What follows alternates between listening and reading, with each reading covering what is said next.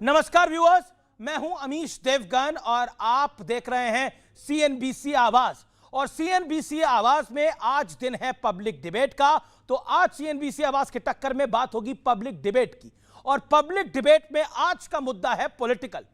आखिरकार सियासत किस ओर जा रही है, क्योंकि लोकसभा का और राज्यसभा का सेशन चल रहा है, यानी सदन चल रहा है। और सदन के बीच में जो जो मुद्दे उठ रहे हैं उसके क्या मायने हैं। आज मेरे यंग फ्रेंड्स के साथ इन्हीं मुद्दों पर सीधी, सपाट और डायरेक्ट बातचीत। स्वागत है आपका सीएनबीसी आवाज के टक्कर के पब्लिक डिबेट एडिशन में। अब उन्होंने एक बार चिंतन करना चाहिए।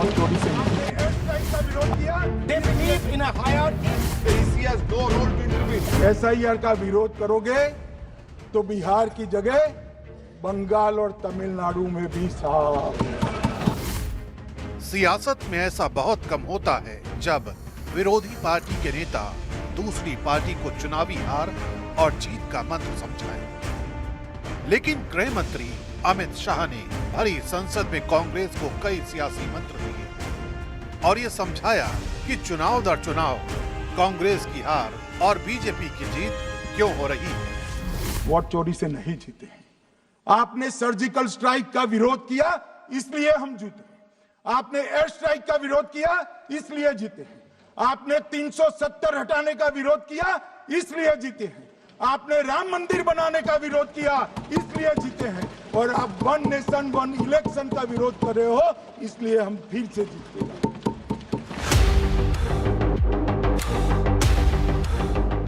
शीतकालीन सत्र की शुरुआत में पीएम मोदी ने भी कांग्रेस समेत विपक्षी दलों को सियासी टिप्स देने की बात कही थी। अब उन्होंने एक बार चिंतन करना चाहिए कि पिछले 10 साल से ये जो खेल खेल रहे हैं, देश स्वीकार नहीं कर रही है इन पद्धतियों को। तो अब थोड़ा बदलें, अपनी रणनीति बदलें। मैं टिप्स देने के लिए तैयार हूं, उनको कैसे परफॉर्म करना चाहिए। वैसे सवाल सिर्फ बीजेपी नेताओं की नसीहत का नहीं, कांग्रेस की अगुवाई में विपक्ष कई मुद्दों पर देश के मूड के खिलाफ चला गया। 3 तलाक, आर्टिकल 370, राम मंदिर जैसे मुद्दों से शुरू हुआ यह सिलसिला एसआईआर तक पहुंच गया, जिस पर जनता को तो कोई आपत्ति नहीं है, लेकिन राहुल गांधी, ममता बनर्जी, अखिलेश यादव समेत तमाम विपक्षी नेता इसके खिलाफ ढोल पीट रहे हैं। আমাদেরকে প্রমাণ করতে হবে আমি নাগরিক কিনা, মাথায় নাকে ঘষতে ভালো থেকে প্রমাণ করতে হবে আমি নাগরিক কিনা। लेकिन यहाँ भी कहानी में ट्विस्ट है। आम जनता को एसआईआर फॉर्म नहीं भरने की सलाह देने वाली ममता बनर्जी ने ना करते खुद अपना एसआईआर फॉर्म भर दिया। तो सवाल है कि क्या विपक्ष जनता को गुमराह करने वाली राजनीति कर रहा है और इसीलिए विपक्ष हाशिए पर जा रहा है। आज जनता के बीच इसी मुद्दे पर होगी देश की सबसे बड़ी बहस। सियासी खेल विपक्ष क्यों खेल। तो चलिए आइए आपका परिचय करा देते हैं। आज कौन कौन से दिग्गज धुरंधर नेता हमारे साथ हैं। कोट अनकोट धुरंधर नेता प्रवक्ता हमारे साथ हैं। Doctor Sudhanshu Trivedi, member of parliament, Bharatiya Janata party के प्रवक्ता भी हैं जाने माने।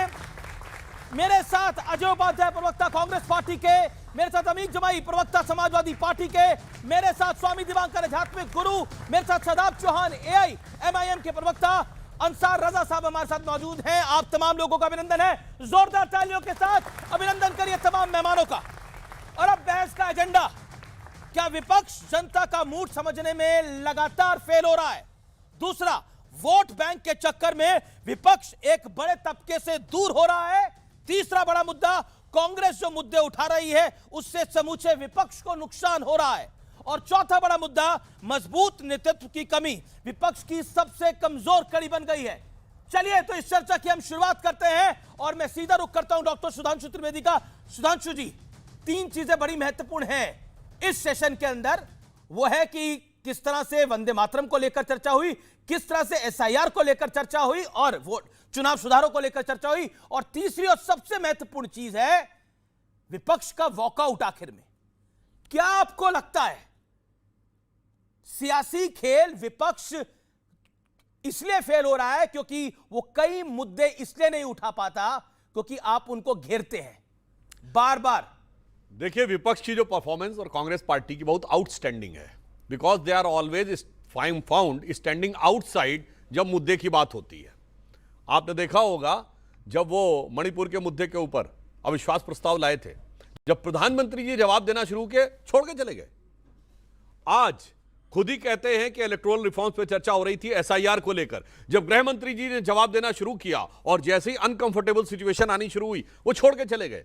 जब जब जिस मुद्दे की बात आती है तो सदन के बाहर गतिविधि ज्यादा नजर आती है, यानी आउटसाइड ज्यादा स्टैंड करते हुए दिखाई पड़ते हैं, इनसाइड नहीं दिखाई पड़ते। उस कारण से समस्या आती है और बहुत सारे लोगों ने नहीं ध्यान दिया हो तो मैं बताना चाहता हूं, जिस पॉइंट को बोला था गृह मंत्री अमित शाह जी ने, जिसके बाद थोड़ा नोकझोंक हुई और वो बाहर जाने लगे, कहते हैं ना 45 दिन के अंदर सीसीटीवी क्यों हटा दिए जाते हैं।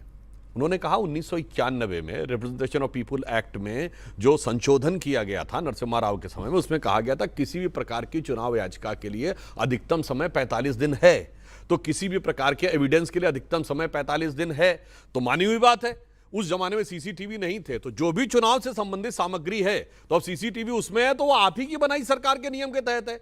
अच्छा चलिए, दूसरी बात, बिहार का चुनाव हुआ है, 45 दिन तो अभी बाकी है ना, क्यों नहीं कर रहे हो भाई, क्यों नहीं मांग रहे हो सीसीटीवी?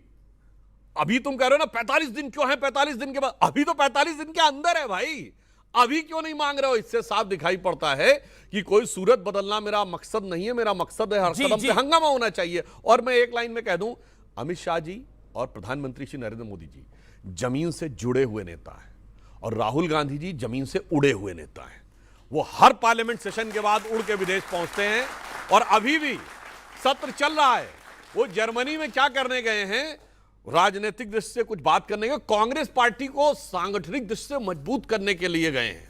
अब ये बात समझ में नहीं आती, कांग्रेस पार्टी से जुड़ी मैटर्स में कांग्रेस अध्यक्ष क्यों नहीं जाता, कांग्रेस का जनरल सेक्रेटरी ऑर्गेनाइजेशन क्यों नहीं जाता?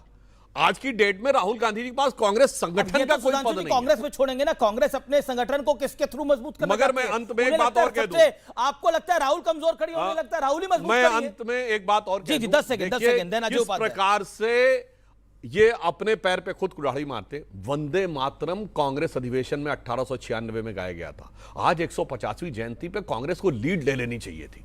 उल्टा प्रियंका गांधी जी खड़े होकर कहती हैं कि बंगाल के चुनाव के लिए किया जा रहा है वंदे मातरम जैसा इतना विराट जो राष्ट्रगीत, और उसको साहब चुनाव से जोड़ने का प्रयास कर रहे हैं।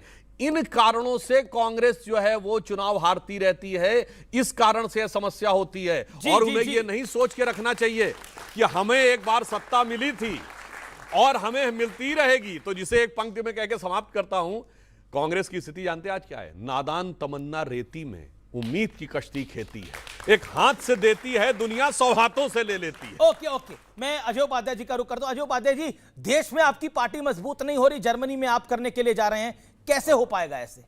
देखिए, पहली बात, हमारे साथी प्रवक्ता ने बहुत सारी आरोप प्रत्यारोप लगाए हैं। वाकई औरों के ख्यालात की लेते हैं तलाशी और अपने गिरवां में इनको झांका नहीं जाता। सच्चाई ये है कि मणिपुर पर जब चर्चा हो रही थी तो मात्र प्रधानमंत्री जी ने मणिपुर शब्द 8 सेकंड में बोला और 180 मिनट उन्होंने पार्लियामेंट में अनाप शनाप बोला।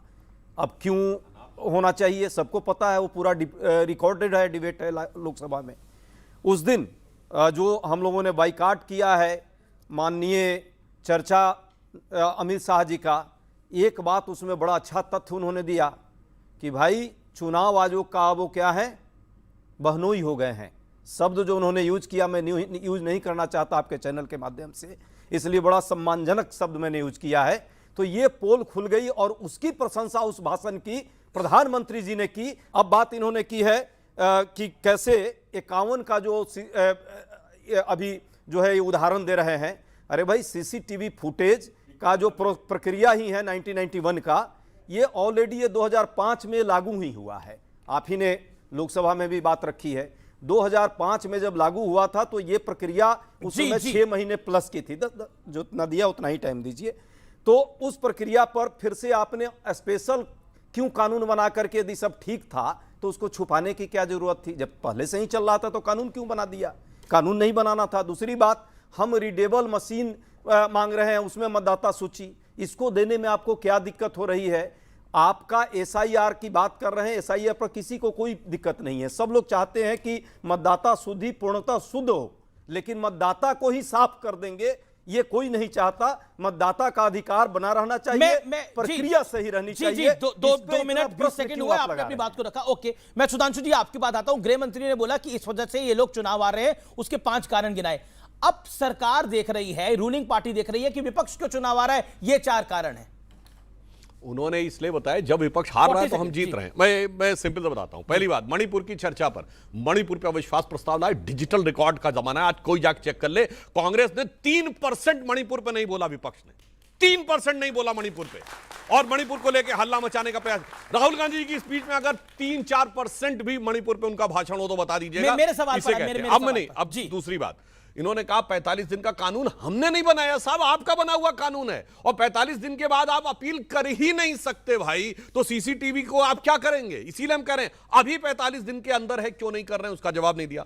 क्या आप लोग समझ क्यों नहीं पा रहे? 370 का आप विरोध करते हैं, राम मंदिर का विरोध करते हैं, राम मंदिर आप अभी तक नहीं गए, और तो और जिस जज ने हिंदुओं के पक्ष में तमिलनाडु हाईकोर्ट में फैसला दिया, उस जज का आप इंपीचमेंट लेकर आए हैं, और उस इंपीचमेंट को साइन करके प्रियंका गांधी वाड्रा भी कहा खड़ी थी, और आपको लगता है कि आपको वोट पड़ जाएगा उसके बाद?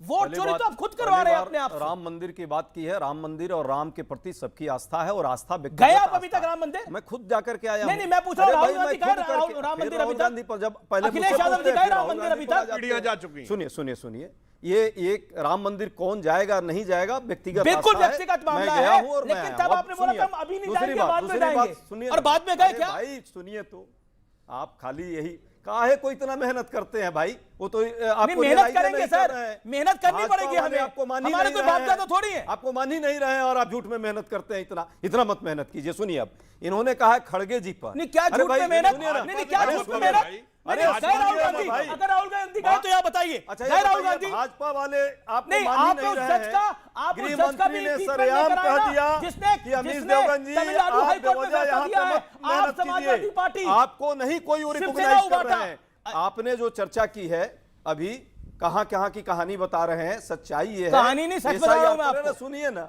वंदे मातरम शब्द में वंदे भारत 20 बार इनके सारे प्रतिनिधियों ने बोला। वंदे मातरम पार्लियामेंट के पटल पर प्रधानमंत्री वंदे भारत बोल रहे थे, वंदे मातरम नहीं बोल पा रहे थे, अपनी योजनाएं बता रहे थे। ये वंदे मातरम की बात करते हैं। देखिए, अभी हम वंदे मातरम पर चर्चा कर रहे हैं। मैंने जो सवाल पूछा, तमिलनाडु के हाई कोर्ट के जज के इंपीचमेंट को लेकर आए हैं, और वो इंपीचमेंट किस विषय पे लेके आएंगे? जनता जनार्दन, आपको जब वो पता लगेगा तो आपके पैरों के तले से जमीन निकल जाएगी। एक हिंदू पक्ष में फैसला आता है, और उसके बाद समूचा विपक्ष, समाजवादी पार्टी, कांग्रेस पार्टी, शिवसेना, उद्धव ठाकरे की तक की पार्टी, ये सब एक साथ आ जाते हैं और उस जज को इंपीच करने की बात करते हैं जो उस पक्ष में फैसला देता है। सोचिए, और लोकतंत्र के पैरोकार वहां सिक्योरिटी प्रोवाइड नहीं कर रहे, वहां दिया जलाने के लिए। सोचिए, इसी देश के लोकतंत्र में ये हो रहा है, और ये सब लोग लोकतंत्र के पैरोकार हैं। स्वामी दीपांकर, इस देश में एक जज का इंपीचमेंट इसलिए हो रहा है क्योंकि उसने हिंदू पक्ष में फैसला दिया है। कहानी उसका दोष ये है। अमीश भाई, मैं एक बात कहना चाहता हूं, इससे मैं लोकतंत्र बढ़ रहा है इससे। मैं यकीन मानिए, मैं सिर्फ इसी विषय के लिए आज डिबेट ज्वाइन किया हूं। मेरा और बहुत सारी चीजों में आज रुचि नहीं है, सिर्फ इतना सा है। आप सब लोगों को अमीश भाई ने प्रस्ताव लेके आए हैं इंपीचमेंट का, मगर विपक्ष को सिर्फ इसलिए प्रस्ताव लाना था कि उन्होंने कहा सीआईएसएफ के जवान लेकर जाएं और वहां पर स्तंभ पर दिया जलाकर आए। yes! और वो सदियों से दिया जलता आ रहा है। आखिरकार हिंदू का कार्तिके मंदिर पर, कार्तिके को वहां मुर्गन कहते हैं, कार्तिके मंदिर पर दिया जलाना गुनाह कैसे है? और अगर जज ने जजमेंट दिया जाकर जलाओ, तो उस जज के विरुद्ध समूचा विपक्ष खड़ा क्यों हो गया? मैं ये बात आज, मैं यकीन मानिए, मैं आपके साथ, मैं यहां खड़ा होकर नहीं पूछना चाहता था, मैं वहां खड़ा होकर पूछना चाहता था कि आखिरकार हिंदू का इस देश में निरपराध होना सबसे बड़ा अपराध है। इस देश में हाथ जोड़कर सभी लोगों से कह रहा हूं, हिंदू का निरपराध होना क्या सबसे बड़ा अपराध है? क्या सनातनी होना सबसे बड़ा अपराध है? और अगर अपराध है तो बताइए मुंह पर, वरना फिर बाद में आप हम ही से वोट मांगने आएंगे और कहेंगे कि वोट दीजिए। किस लिए दिया, किस लिए दे वोट? कि आज दिया नहीं जलने दे रहे, कल सड़क पर चलने देंगे? है कोई इसका भरोसा? और यकीन मानिए अमीश बाबू, समूचे हिंदू समाज में इसको लेकर रोष नहीं है, दुख है। इसलिए दुख है क्योंकि इसमें मेरे सपा के हिंदू हैं, मेरे बाकी विपक्ष के हिंदू हैं, वो भी तो हिंदू ही हैं। वो हिंदू होकर हिंदू का दिया नहीं जलने देना चाह रहे। किसको खुश करना चाहते हैं? उन्हें तकलीफ है या नहीं है ये आपको कैसे पता? आप कह देते हैं, उन्हीं पार्टी के व्यक्ति स्टालिन ही कहते हैं कि डेंगू है, मलेरिया है, एड्स है, सनातन धर्म को कोई कुछ नहीं बोलता। ये हिंदू समाज इतना सोया हुआ समाज है, अपने बिना भी नहीं बोल रहा। मतलब कि सुधांशु बोले चलेगा, हम बोले चलेगा, उपाध्याय जी बोले चलेगा, आप बोले चलेगा, वो बोलने को तैयार ही नहीं है।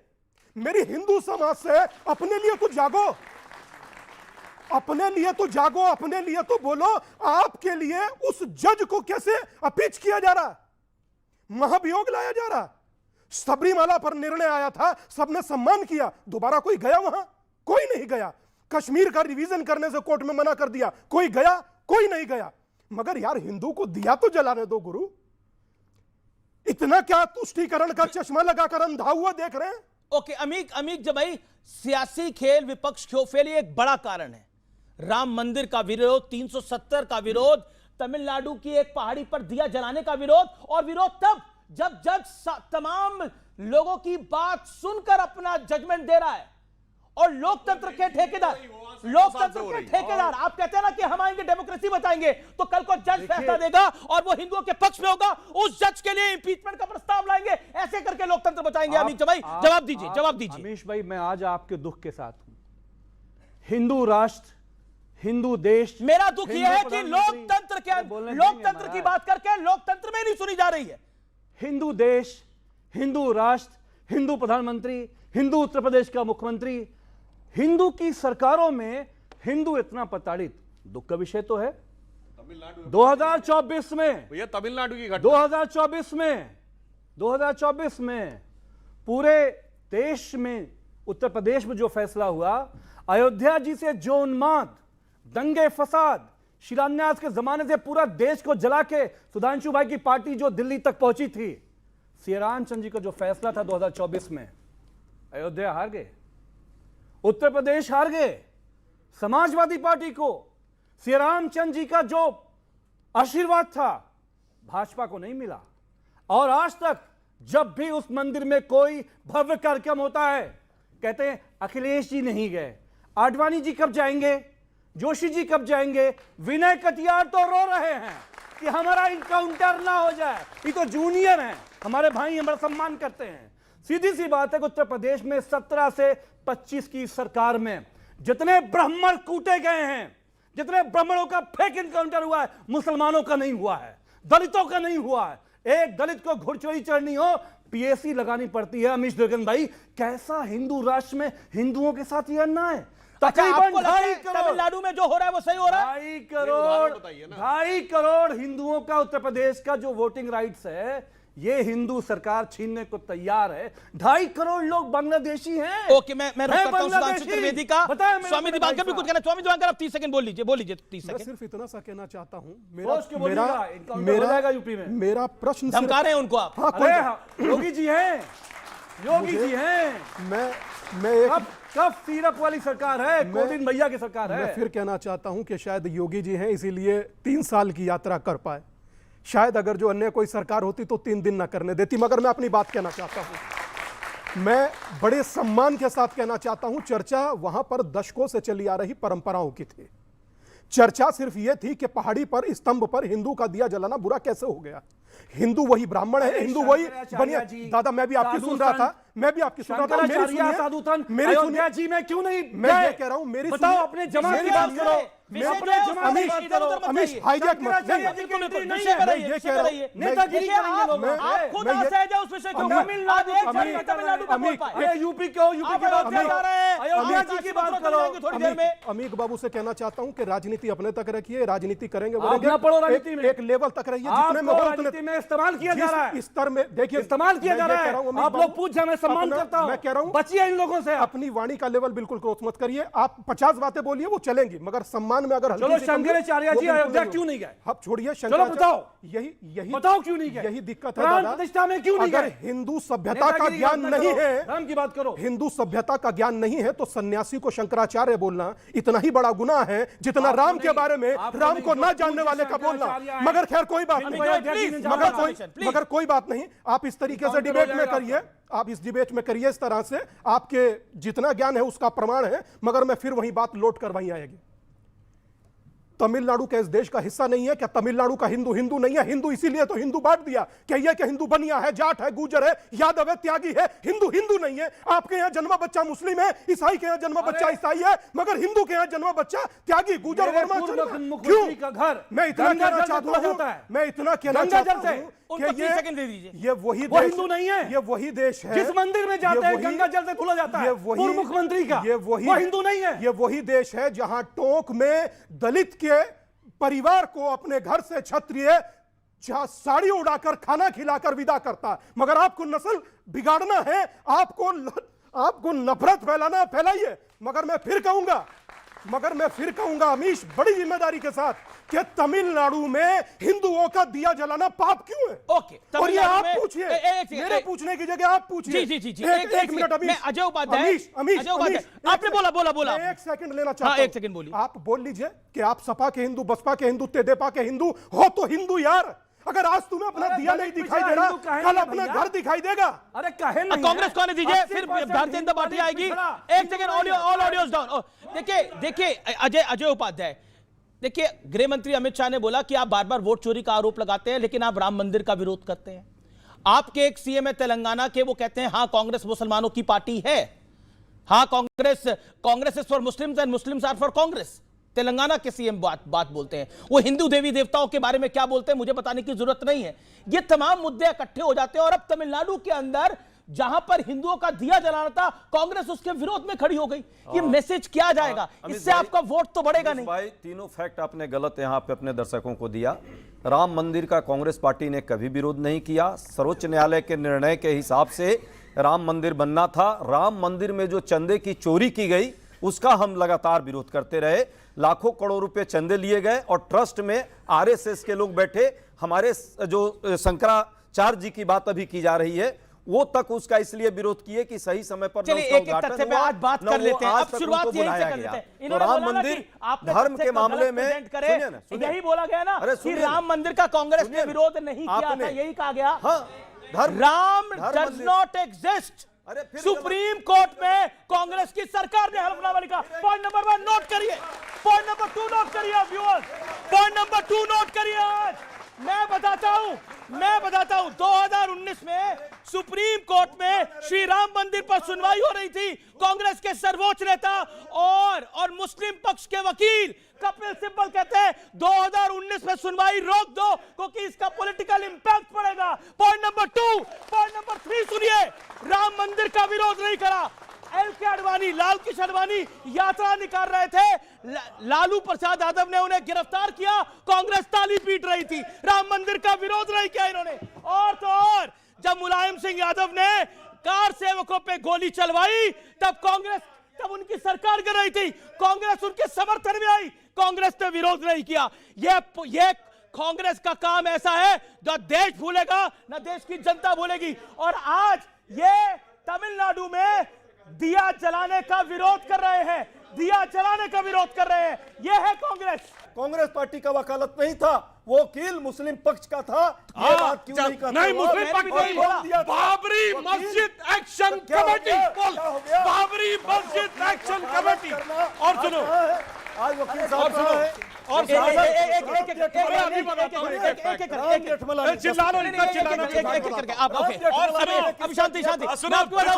दिसंबर 1961 में बाबरी मस्जिद एक्शन कमेटी की जो पहली पिटीशन है सुन्नी सेंट्रल वक्फ बोर्ड की, उसमें क्या लिखा है? We are standing for a mosque built by foreign invader Babar.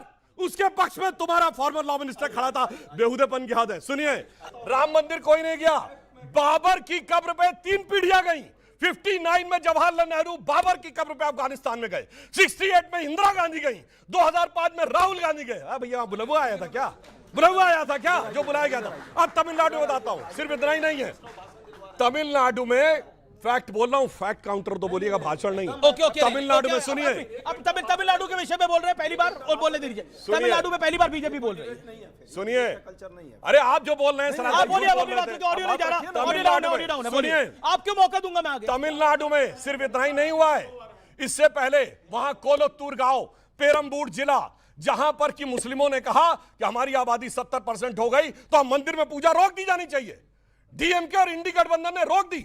Madras high court ने जब जजमेंट दिया तो उसने कहा ये कोई आधार नहीं हो सकता है कि 70% पॉपुलेशन हो गई तो पूजा रोक दे। बोलो कोई शक्ति का सूरमा बोलाओ उत्तर से दक्षिण तक, ये है तुम्हारी हकीकत। और एक और सुनिए, 10 सेकंड और उसका कारण बताओ। इरेडिकेशन ऑफ सनातन धर्म ये होती है क्या? ये इन कॉन्फ्रेंस होती है, बयान नहीं है। फिर कोई कहता है HIV है, डेंगू है, मलेरिया है, ये है, वो है। और ये क्यों हो रहा है, मैं उससे पहले कहना चाहता हूं, 2021 में दुनिया भर में एक कॉन्फ्रेंस हुई, डिसमेंटलिंग ग्लोबल हिंदुत्व, ये एक अंतरराष्ट्रीय षड्यंत्र का हिस्सा है। उसके बाद तमिलनाडु में 2022 से कॉन्फ्रेंस शुरू हुई, इरेडिकेशन ऑफ सनातन धर्म। और उसके बाद ये लोग क्यों करते हैं, ये लोग समझदार कम नहीं, इनको पता है 20% अपना है, 80 में टुकड़े करना है। 80 को तमिल हिंदी में तोड़ना है, 80 को दक्षिण और उत्तर में तोड़ना है, 80 को अगड़े और पिछड़े में तोड़ना है, और उस टुकड़े को लेकर अपनी राजनीति। ओके, मैं इनके पास आ रहा हूं। ओके, पहले आप पहले 50 सेकंड बोल रहे हैं। लगातार झूठ बोल रहे हैं। राम मंदिर, रामलला का मूर्ति रखवाने वाली कांग्रेस थी, रामलला का तलवार ताला खोलवाने वाले राजीव गांधी थे। अभी भी इनको नहीं पता है। और नहीं, कोर्ट नहीं मंदिर भी बनाया। झूठ यहाँ मत कीजिए। तीसरी बात, ये जो यहाँ गला फाड़ रहे हैं ना, बेवकूफी की बातें कर रहे हैं, पूरा देश जानता है सिर्फ रामलला के नाम पे सियासत कर रहा है इन्हें। जिन्ना के कब मजार पे कौन गया था, क्या किस नेता का नाम था, जरा बता दे। अडवाणी जी गए थे ना? नहीं, मैं जिन्ना के मजार पर कौन गया? बाबर की मजार पे पंडित नेहरू गए थे ना? पंडित नेहरू के बारे में मुझे नहीं पता। नहीं, ये देखो, ज्ञानदेव पाड़े, और इंदिरा गांधी बाबर की मजार पे गई थी। बाबर तेरी रजा तेरा दिल चीर निकलेगी जब मां भारती की म्यान से शमशीर निकलेगी। ओके, अब मैं आ रहा हूं। देखिए मां भारती की तरफ से शमशीर निकलेगी, लेकिन उस शमशीर का क्या करें, उस शमशीर का क्या करें जी? ओके, अंसार, मैं बताता हूं शमशीर का क्या करें जी। सुधांशु त्रिवेदी जी बहुत पढ़े लिखे आदमी हैं, प्रोफेसर साहब हमारे उपाध्याय जी भी पढ़े लिखे आदमी हैं, लेकिन वो शमशीर ये है कि अगर हिंदुस्तान का सुप्रीम कोर्ट ये आदेश कर दे कि पॉलिटिकल डिबेट में नेहरू और बाबर का नाम नहीं लिया जाएगा तो बीजेपी का कोई भी आदमी कौंसलर का चुनाव नहीं जीत पाएगा। यह है सच्चाई, ये सिर्फ बाबर और नेहरू के नाम पे अब तक चुनाव लड़ते चले आ रहे हैं। अपना जब कोई नेहरू खानदान तो सर, एक मिनट, अच्छा पहली बार बोले यार, ऐसा तो नहीं होता। बोलिए। अब इतनी बड़ी गलती, एक तो नमूना बना के खड़ा कर दिया है। अरे नहीं, नमूना नहीं है आप आपस में करवाए चले जा रहे हो। भाई देखिए, इतना हम अच्छी तरीके से जानते हैं, दुश्मनी सियासत में जाति नहीं होती। कोई किसी पार्टी के साथ चला जाता है, कोई किसी पार्टी के साथ चला जाता है। जैसे बीजेपी भी उस आदमी के बाद जो अफजल गुरु को अपना बाप मानती थी, उसके साथ सरकार बना करके बैठे हुए हैं। ये तो सियासत में विचारधारा कभी भी बदल सकती है, लेकिन मुझे लग रहा है कि जिस तरह से हिंदुस्तान की कुछ मीडिया ने बीजेपी के एजेंडे को बना करके आगे बढ़ा करके राहुल गांधी को देश का दुश्मन बना दिया, इसमें कोई शक की गुंजाइश नहीं। वो क्या है क्या नहीं है वो समझे, उसका खानदान का दोष है। अब राहुल गांधी अगर कांग्रेस चुनाव नहीं जीत पा रही है, उसकी कमियां हैं और होंगी रहेंगी, ये हम मानते हैं, लेकिन हर मौके पर उसको जलील करना, जैसे कल अगर वो आदमी पार्लियामेंट से उठ करके गया तो आपका मीडिया कह रहा है कि घुसपैठिया का नाम आते ही राहुल गांधी भाग गए। क्या सबसे बड़ा घुसपैठिया मीडिया नहीं कह रहा, अमित शाह ने बोला, और घुसपैठिया का नाम लेकर भागे। सर, तो अमित शाह ने बोला तो आपने काउंटर क्यों नहीं किया? क्यों आपने काउंटर नहीं किया? और दूसरा, अब बार कह रहे वो तो जर्मनी चले गए। जर्मनी क्यों गए? वो जर्मनी किसी को पता है? वो इसलिए गए हैं कि हिटलर ने जर्मनी को बर्बाद कैसे किया था, कहीं वही हाल हमारे मुल्क में तो नहीं हो रहा है। वो तलाश करने गया है वो आदमी, वो इसलिए जर्मनी गया है। ओके, सुधांशु त्रिवेदी से मुझे इसका जवाब लेना पड़ेगा। फिर शदाब चौहान काफी देर से वेट कर रहे हैं, पहली बार बोलेंगे। ओके, बोलो शादाब भाई। मतलब हिटलर की रूह से मिलने गए। अब उनको पहली बार तो बोलने दीजिए। शादाब चौहान के लिए जोरदार तालियां, बड़ी पेशेंस से अपनी वेट कर रहे हैं। शादाब चौहान, तो राहुल गांधी जर्मनी हिटलर की जांच करने के लिए गए हैं बकौल मौलाना अंसार रजा। अब आप बताइए, आपको लगता है कि जर्मनी जाकर बीजेपी को हराया जाएगा, ऐसा आपको लगता है? नहीं, देखिए वो कहाँ गए हैं, किस विषय में गए हैं, ये तो वही बता सकते हैं। और मैं तो कहता हूं कि हिटलर हो या उस प्रकार की मानसिकता के जो लोग भी हों, वो कहीं भी कामयाब सफल नहीं होने चाहिए, ये हमारा विश्वास है। अभी महाराज ने और सुधांशु जी ने दो बातें कहीं कंटिन्यू, हिंदू हिंदू हिंदू। उन्होंने हिंदू की बात की, शादाब चौहान हिंदुस्तानियों की बात करेगा। और वो बात ये है कि 1882 में जब बंकिम दा, मैं प्रधानमंत्री जी के अनुसार बोल रहा हूं, बंकिम दा जी ने जब 1882 में आनंद मठ लिखा, जिसके माध्यम से वंदे मातरम का जिक्र हुआ, उससे पहले कोई इतिहास नहीं है हिंदू मुस्लिम में नफरत का। 1893 में पहली बार मुंबई में इस प्रकार की घटना पेश आई थी। और मैं कहता हूं कि वंदे मातरम पर जो आज बहस कर रहे हैं, वो बता दें कि आजादी की लड़ाई में, सुधांशु जी बहुत पढ़े लिखे और काबिल व्यक्ति है भाजपा के सबसे, वो बता दें कि आजादी की लड़ाई में संघ के कितने लोगों ने वंदे मातरम गाते हुए अपने प्राणों की आहुति इस भारत के लिए दी है। अब मैं आ जाता हूं विपक्ष पर। अच्छा, धर्म पहले या, एक सवाल मेरा, धर्म पहले या राष्ट्र पहले? धर्म पहले? नहीं, मैं जवाब है मेरे पास। अमित जी के पास, सुधांशु जी के पास और शादाब साहब के पास दो आंखें हैं। मेरे लिए दोनों महत्वपूर्ण हैं, मैं दोनों की रक्षा करूंगा। मैं सवाल बड़ा डायरेक्ट, मेरा भी जवाब बिल्कुल डायरेक्ट है। ईश्वर ने मुझे दो आंखें दी हैं। पहले या राष्ट्र पहले? मेरे लिए आप बताइए कौन सी आंख पहले है? मेरे लिए दो आंखें। मैं विपक्ष पे आ जाता हूं। नहीं जी, विपक्ष पे आ जाता हूं। हमारे विपक्ष के साथियों का क्या है, ना वो इधर के हैं ना उधर के, दोनों हाथ में लड्डू रखना चाहते हैं। कांग्रेस के प्रवक्ता खड़े हैं और हमारे समाजवादी के प्रवक्ता मेरे भाई खड़े हैं। दोनों के नेताओं ने सदन में खड़े रह करके ये नहीं कहा कि वंदे मातरम को इंसिस्ट नहीं करना चाहिए, क्योंकि मुसलमान भारत से प्रेम करता है, मैं भी प्रेम करता हूं, लेकिन हमारा बिलीव हम नहीं मानते और मां की भी हम पूजा नहीं करते, सम्मान करते हैं, उनका आदर करते हैं। इन्होंने कहा राम मंदिर में मूर्तियां हमने रखवाई थी। मतलब यह है कि बाबरी मस्जिद की शहादत में ये भी मिले थे, ये भी मिले थे, ये सब मिलकर के जिम्मेदार थे। मैं तो बहुत देर बाद नंबर आया। ये लोग काम करते नहीं है, मेहनत करते नहीं। बीजेपी के अंदर हजार कमियां हैं, लेकिन जो भी उनकी विचारधारा, मैं उससे सहमत हूं, लेकिन अपनी विचारधारा के प्रति बड़ी ईमानदार है। भले ही वो नफरत की हो, लेकिन उसके लिए ईमानदार है। ये लोग क्या करते हैं, ये लोग बांटने की बात करते हैं, ये मेहनत नहीं करते। और जिम्मेदार, कभी SIR कभी EVM, मैं कहता हूं मिलकर चुनाव लड़ना चाहिए। क्या कहना चाहते हैं, बोलिए, खड़े होकर बोलिए। सर, धुरंधर में दिखाया गया है कि असली वॉइस है पाकिस्तान डायरेक्ट कर रहे थे, लाइक डायरेक्टली कहाँ पे हमला करना है, कमांडोज को कहाँ पे अटैक करना है। और लेकिन इल्जाम लगा था उस टाइम पे, कांग्रेस ने लगाया था कि RSS ने करवाया ये। यस, बड़ा अच्छा सवाल है, जोरदार तालियां इस सवाल के लिए। एक बात, क्योंकि धुरंधर फिल्म एक आई है जो कि बहुत बड़ी सुपरहिट फिल्म है, उसकी बहुत चर्चा हो रही है, लेकिन आज मैं आपको दिखाना चाहता हूं असली धुरंधर, इस देश के NSA अजीत डोवाल ने काफी वर्षों पहले एक बात बोली थी, वो आज के परिप्रेक्ष्य में जरूर सुननी चाहिए व्यूअर्स, और यहां पर जो दर्शक बैठे हैं वो जरूर सुने, और फिर वो 30 सेकंड की बाइट है, सुनते हैं जरा एक बारी वीडियो वॉल। दर्द है तो केवल इसी बात का, भारत के इतिहास में अगर दर्द केवल इस बात का नहीं है कि विदेशियों ने हमारे साथ क्या किया, उनका तो हम मुकाबला कर लेते।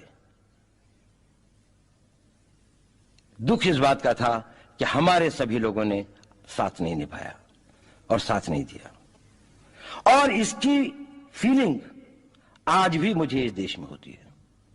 ये कुछ वर्षों पुरानी बाइट है, बड़ी इस समय वायरल हो रहा है। मैं एक सेकंड मैं सुधांशु त्रिवेदी से समझना चाहूंगा। सुधांशु त्रिवेदी, अजीत डोवल का कहने का तात्पर्य क्या था? कुछ वर्ष पुरानी ये बाइट है, मैं फिर एक बार डिस्क्लोजर दे रहा हूं, मेक योर पॉइंट। उनके कहने का भाव बहुत स्पष्ट था, जब हम बटे तब हम कटे। जब हम राजा अंभी और पोरस के बीच में बटे, यूनानियों के हाथों कटे। जब जयचंद और पृथ्वीराज चौहान के बीच में बटे तो गोरी के हाथों कटे। जब महाराणा प्रताप और राजा मान सिंह के बीच में बटे तो अकबर के हाथों कटे। जब छत्रपति शिवाजी महाराज और मिर्जा राजा जयसिंह के बीच में बटे तो औरंगजेब के हाथों कटे। सर, अपने टर्न पे बोलिए। अरे आप अजीत डोभाल के माने का जो उन्होंने दो लफ्ज बोले हैं, इन्होंने सारा चीजें दो बिरादरियों में बांट दिया। उस चीज को एक मिनट मैंने सारे विदेशी लुटेरों का नाम लिया, बिरादरी कैसे आ गई? ये चोर की दाढ़ी में तिनका, चोर की दाढ़ी में तिनका। भाई साहब क्या मतलब है उनके ये कहने का? सुनिए, वो तो विदेशी गोरी लुटेरों की बात अकबर कर रहे थे। औरंगजेब में बिरादरी, देखो कहते कहते आ गए, आरज़ू आ गए। जुबां पे आ गई। भारत की बात की, आप आजाद भारत की यार, बात कर रहे हैं। आजाद अरे भारत वो में आजाद- क्या करना? वो कब की बात कर रहे गौरव थे? साहब ने 2 साल पहले बोली, अब आप बताइए कि नहीं, उन्होंने दो किस साल तरह पहले नहीं, और क्या ध्रुव पुरानी बात सक्सेना है। के बारे में ओके, बोली जो ओके, बीजेपी ओके, ओके, ठीक है, ठीक है, ओके, सुधांशु जी 30 ऐसा सेकंड नहीं यार, ऐसे फैक्ट मत जाने दो ना भाई। इन्होंने कहा, ऐसे नहीं आप मुसलमानों को दुश्मन बना रहे सुनिए हो। सुनिए देश का सुनिए, यार। अब आजाद भारत की बात कर रहा हूं, सुनिए आजाद तो भारत में आजाद सुनिए, भारत की- सुनिए ना। तो फिर मुसलमानों 40 को सेकंड औरंगजेब सुनिए, से क्यों जोड़ रहे हो? सुनिए, सुनिए। तो औरंगजेब को मुसलमानों से क्यों जोड़ रहे सेंटेंस तो हो? होने बाबर से क्यों जोड़? बाबर हमारा रिश्तेदार नहीं, आपका है सर आपका है, हमारा नहीं है। हम नाम नहीं लेते चुनाव में बाबर का, आप लेते हो चुनाव में, हर चुनाव में सुधांशु बाबर का त्रिवेदी नाम बोलिए। लेते हो। शांति। भावनाओं में भाई जा रहे, सुनिए हम बह रहे भावना में। अब पूरा बोल लो। अकबर औरंगजेब की कब्र पे कौन गया? इमरान प्रतापगढ़ी कांग्रेस के नेता और असदुद्दीन ओवैसी, अकबरुद्दीन ओवैसी। क्या कहते हो? मेरा मतलब नहीं है भाई, ऐसा झूठ ना बोलो। जब हमने और क्या तरीका है भाई? बोलिए, ऐसा ही conduct morning अब सुनिए, अब सुनो, औरंगजेब रोड की जब नाम बदलने का प्रयास किया तो किस किस पार्टी के विधायक ने आके छाती पीटी थी और नाम अबुल कलाम साहब के नाम पे रखा जा रहा था। मौलाना साहब, इतना झूठ बोल के नहीं बचा जा सकता। सवाल आपका पॉइंट, अपनी बात रखो आप। सर मेरा सवाल ये है कि पार्लियामेंट में वंदे मातरम पे चर्चा हो रही है, एसआईआर पे चर्चा हो रही है। सर हम युवा है, हमारी बेरोजगारी पे, हमारी शिक्षा पे कब चर्चा होगी? ओके ओके,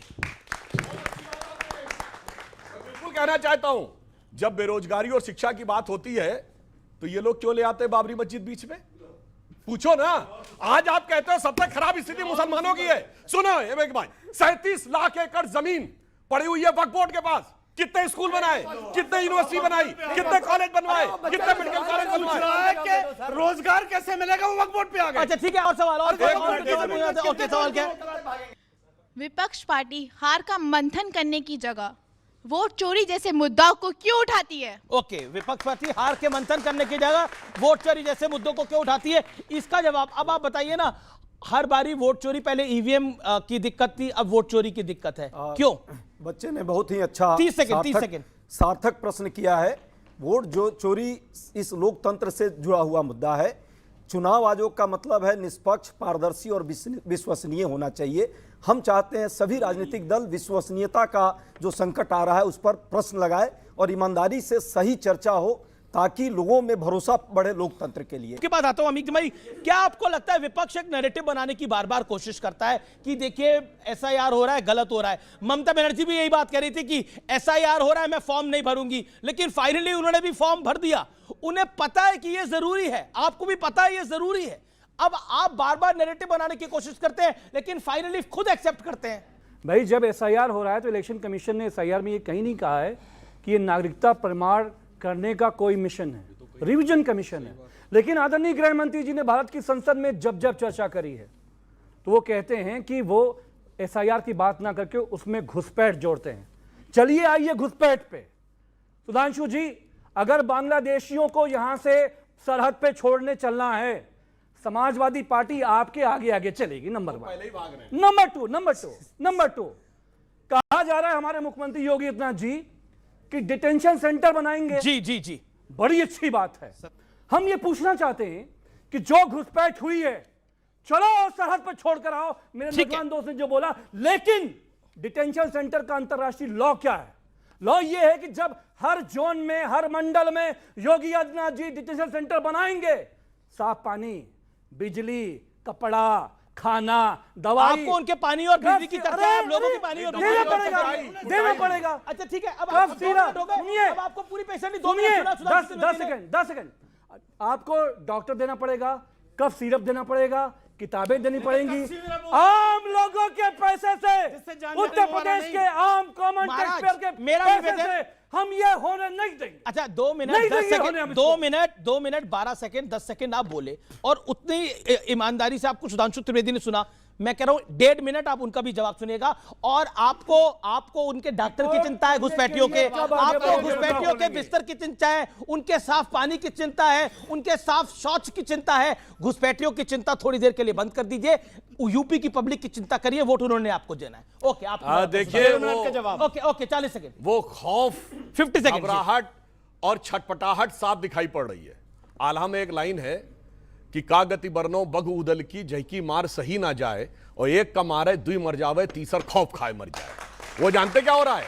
कार्रवाई कर रहा है चुनाव आयोग, पकड़े जा रहे हैं घुसपैठिए, ये तीसरा कौन है जो खौफजदा होता चला जा रहा है, इसे समझने की जरूरत है। और मैं बता रहा हूं फैक्ट पे, इन्होंने जो बात कही डिपोर्टेशन, क्या हुआ जब से हमारी सरकार आई है सब ऐसा भाग के गायब हो गए हैं। हम बताना चाहता हूं 42 लाख लोग, सर अपने बात सुनिए, अरे वो आपको 2 मिनट 20 सेकंड 12 सेकंड सुना। 42 लाख लोगों का वोट कटा जी बिहार में, 42 लोग भी सामने आए, यही तो होते हैं छुपे हुए, वो सर्टिफिकेट लेके थोड़ी घूम रहे होते हैं कि बांग्लादेशियों में रोहिंग्या जब आपसे कागज मांगा जाता है बिहार और में कागज नहीं 42 दे लाख पाते लोग, आप एमपी हो, वो रोहिंग्या हैं, घुसपैठिया हैं, बिहार में जो मिले हैं, तो डिटेंशन सेंटर बिहार में कहां बताओ भाई, मेरी भाई कहां पर है डिटेंशन सेंटर? होने दो भाई। 42 लाख का वोट कटा, 42 सामने नहीं आए। आप जानते जब पकड़ने के लिए जा रही है पुलिस, भाई साहब अपने एड्रेस पे मिल नहीं रहे हैं, बिलों में घुस घुस के भाग गए हैं, बांग्लादेश के बॉर्डर के ऊपर लाइन लगी हुई है वापस जाने की, और अपने मुंह से कबूल कर रहे हैं कि 4-4 बार हम वोट डाल चुके हैं। और जब वो बांग्लादेशी घुसपैठियों को जाते हुए देखते हैं तो इनके दिल से जानते क्या आवाज आती है, तुमने किसी की जान को जाते हुए देखा है, वो देखो मुझसे रूठ कर मेरी जान जा रही है। साफ समझ में आता है कि क्या स्थिति है। ओके स्वामी जी बात ओके तो सेट एडिशन अंसार आज़म कुछ कहना चाह रहे हैं? एक छोटा सा होगी यार। अरे नहीं मैं डबल माइक लेके आ रहा हूं, आपके साथ नाइंसाफी कैसे होने दे सकते हैं, आपके साथ नाइंसाफी कैसे होने दे सकते हैं, हम इनके साथ हैं भाई। ओके बोलिए, अब बोलिए।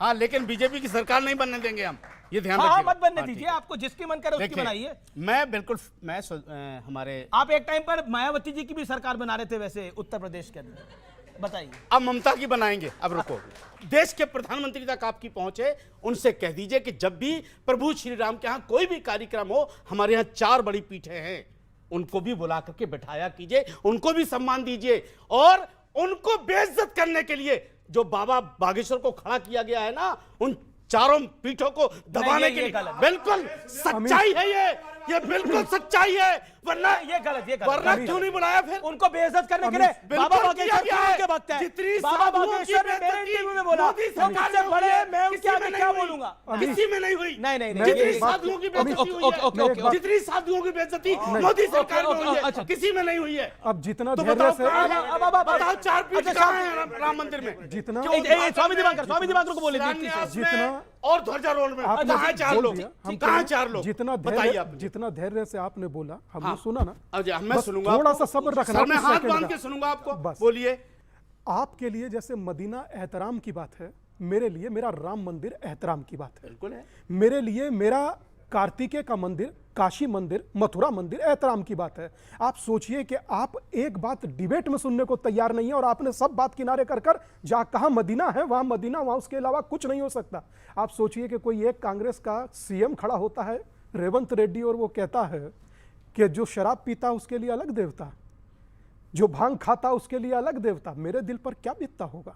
बिल्कुल सही है, पर कोई नहीं, क्योंकि मेरा दर्द या मेरी नहीं, दादा बोलने दीजिए दादा, मैं कह रहा हूं गलत, मैं कह रहा हूं, मौलाना साहब सुन लीजिए, अगर बोलने वाले नरेश अग्रवाल हो या इस धरती का कोई भी आदमी, अगर देवता के विरुद्ध बोलेगा तो वो अन्याय, पाप, और मुझे लगता है उससे बड़ा गुनाहगार कुछ नहीं हो सकता। पर आप सुनिए मेरी बात, मुझे दुख इस बात का होता है कि जिन्हें मैं अपना कहता हूं वो न्यूनतम आस्था का भी पिंडदान कर मुझे दिया जलाने से रोक देते हैं। मेरा आपसे सवाल यह है कि असाउद्दीन ओवैसी ने एक बयान दिया, उन्होंने बोला, उन्होंने डिग्री की बात बोली, उन्होंने बंकिम चंद बीए पास नहीं कर पाए थे, उन्होंने 8 दिसंबर को लोकसभा में यह बात बोली, क्यों?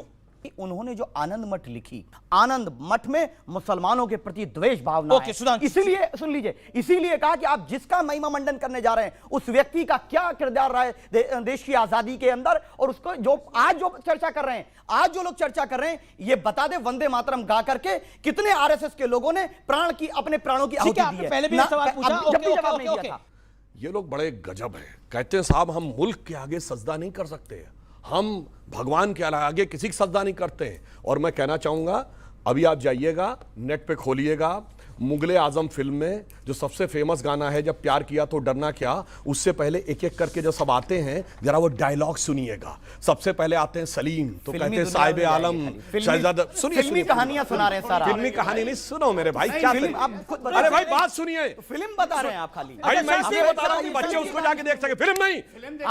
सुनिए, बादशाहों के बारे में बोला जाता था, सजदे में निगाह रहे तमाम होश व खिरत पेश बादशाह रहे, बादशाह को सजदा करते थे और कहते देश को सजदा नहीं करेंगे। बोलो, हर बादशाह के लिए बोला जाता था। अब देखिए, सवाल ये है कि हम सलीम इस्लाम को नहीं बादशाह को सजदा नहीं किया जाता था। नहीं किया जाता था। अरे साहब, नहीं किया जाता इसीलिए मैंने था। कहा। नहीं जी, नहीं किया जाता था। किसी बादशाह को सजदा नहीं हो सकता, किसी को भी नहीं पर होता किसी तो बादशाह को नहीं था। हो सकता। और सुनिए, हम यार, अपने इनको कुछ हिंदुस्तान नहीं की पता है मौलाना को। सरजमीन पर सजदा करते हैं, सरजमीन को सजदा नहीं करते। ध्यान रखिएगा इस चीज अच्छा, को। ठीक है। एक मिनट बाद नहीं चला। अच्छा, सजदे कितने टाइप के होते हैं? एक ही सजदा होता है सर, जो अपने रब को होता है। अब सुनिए, बस। अब सुनिए, मौलाना साहब का ज्ञानवर्धन में करता हूं। सजदे दो होते हैं, सजदाए उबूदियत और सजदाए ताजमी। यह तक तो पता नहीं, सजदे भाषण कर रहे हैं।